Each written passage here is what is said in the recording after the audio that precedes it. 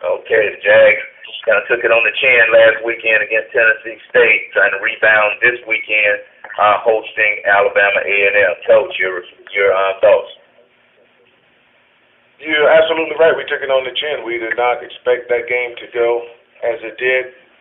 Going into the ball game, I knew the offense had to be on the field longer to help our defense because we're lighter on defense than those guys are, and we were not able to sustain drives to help our defense out offensively.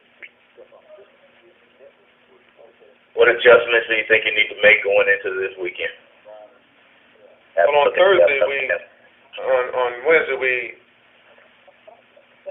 came across a problem of losing both of our tight ends. So it created a problem for what we wanted to do going into that ball game.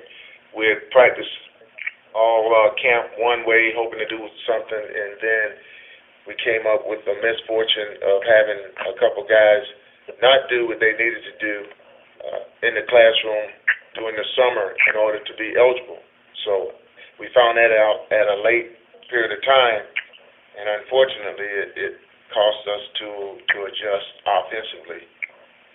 But now we'll have a week in order to be able to address the problem, and hopefully we'll get it solved. Coach, what are your thoughts about the quarterback play? Do you anticipate on going with this particular quarterback that you used in this past game? Yes, I intended on going with both quarterbacks. I intended on giving John Phillip Douglas, my freshman, an opportunity to play some, but of course I definitely wanted it to be in a under much better circumstances.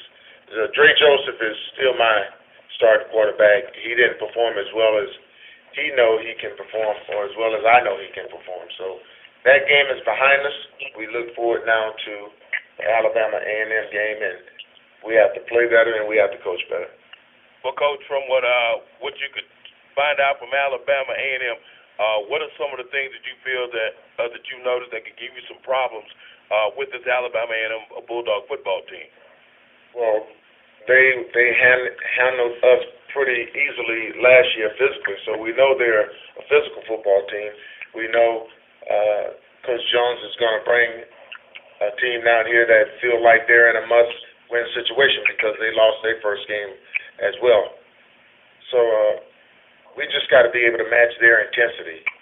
Coach Jones played in that NFC East, and it's a physical brand of football. It's been a physical brand of football since he's been at A&M, and we have to be ready for that type of football game. Coach, Ty Miller from Sheridan Broadcasting.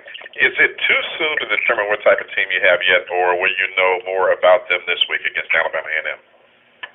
I don't think it's too soon. We'll definitely know more this weekend. The guys came out, played hard.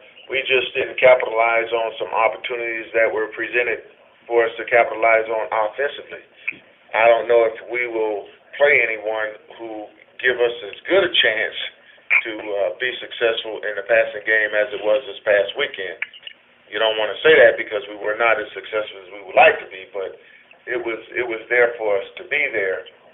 We have to just play better.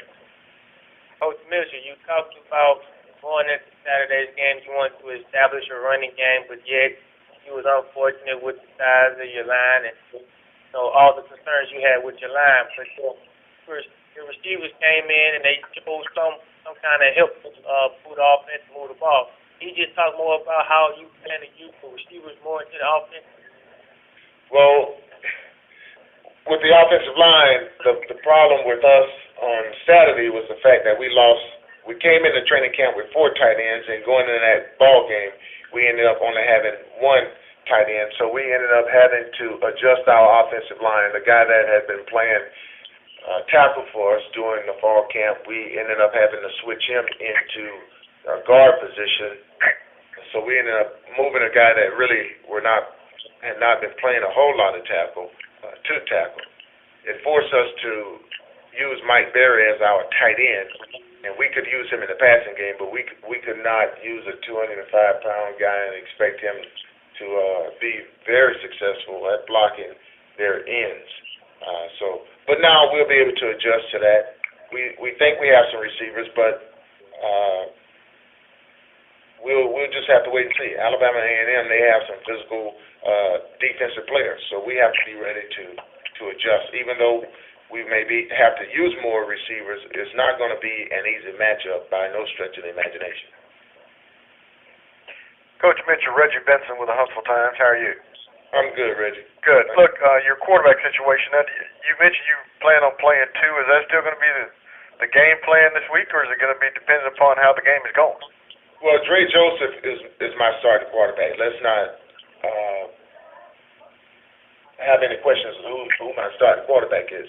But I still, again, wanted the freshman, John Phillip Douglas, to get an opportunity to play some. He was going to get a quarter regardless of the situation that we were in, because I think he's a smart guy, but I think you need some type of playing experience in order to have an opportunity to be successful in this league.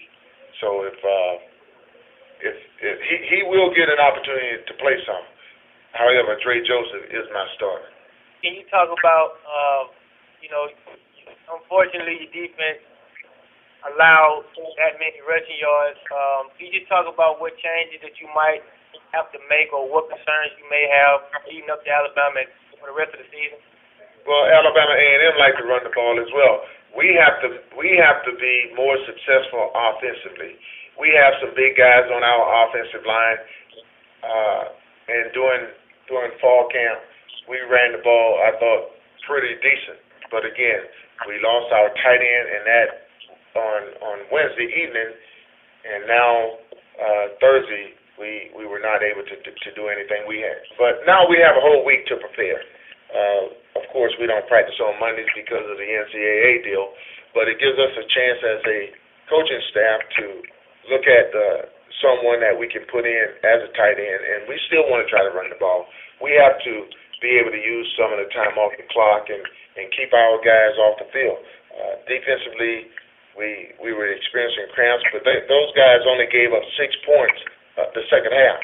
And defensively, they got their first touchdown because we threw an interception offensively. And at halftime, we had, I think, 23 offensive plays, but 50 defensive plays. But yet defensively on the second half, they only gave up 6 points. So even though they were smaller in terms of the matchup against their Tennessee State's offensive line, they played a fairly decent game, gave up some big runs, a couple big plays that hurt them. But overall, I was pretty pleased with the effort that the defense gave. Wasn't as pleased with the offense. Okay, Coach, my last question. Your team has yet to find a way to win dating back since last year, and now you have a tough opponent this weekend against Alabama and them. Can you just kind of just talk to the Jaguar Nation and to letting everybody know that, coming soon? Well, we have to find a way to win. That's the bottom line. We have to find a way to win. And I think we have some guys that we knew going in the ball game we could not afford to turn the ball over. And we had 3 turnovers. We had 2 interceptions, and we had a fumble. We also scored a touchdown, and we had a guy trying to do too much. And that was called back. At that particular point in time, the score should have been 7-13, but it wasn't. We ended up moving back. We didn't get anything out of it, and they went up 20-0. So it was a difficult task, but I think it was more of what we did as opposed to what Tennessee State did. And I think this game, no question about it, it's going to be a physical game. We need the Jaguar fans in the stands, and to go out and lose the way you did and say we need them in the stands. Well, we still need them in the stands. We need